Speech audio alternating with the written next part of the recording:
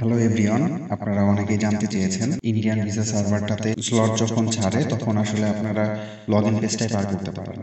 তো log in পেজটা কিভাবে পার করবেন, এটার একটা শর্টকাট টেকনিক আমি এখন দেখিয়ে দিব। যারা বোঝার বুঝে যাবেন, অল্পতেই বুঝে যাবেন, কারণ অনেকেই এটা নিয়ে অনেক ধরনের নানান ধরনের রিসার্চ করেন, টিপস অ্যান্ড ট্রিক্স ইউজ করেন। তো আর বেশি কথা না বাড়িয়ে আসুন ভিডিওটা শুরু করা যাক।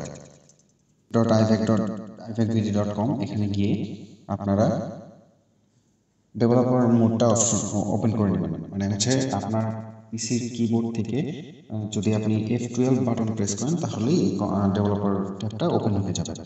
আর এরপরে কি করবেন, এরপরে এই যে দেখেন আমি সরাসরি এখানে কিছু কোড দিয়ে আমি কাজটা করব। প্রথমে এই যে আমি মোবাইল নাম্বার দিচ্ছি, মোবাইল নাম্বার দিয়ে আমি সাবমিট করলাম।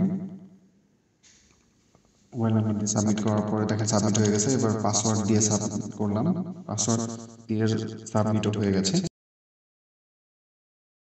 আমার নাম্বারে অলরেডি একটা ওটিপি চলে আসছে, ওটিপিটা এখানে রিপ্লেস করে দিব আমি।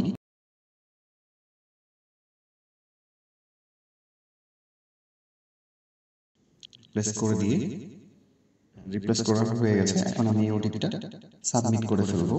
এই যে দেখেন সাবমিট করে ফেলছি। সাবমিট করার পরে এই যে এখানে আমাকে মেইন ডোমেইনটাই দেখাবে, যে ডোমেইনে আমরা আসলে কাজ করি ওই ডোমেইনটাই এখানে দেখাচ্ছে। এখন এটা যে আমার লগ ইন হয়েছে কিনা এটা বোঝার জন্য আমি একটা রিলোড দিয়ে দেখিয়ে দিচ্ছি।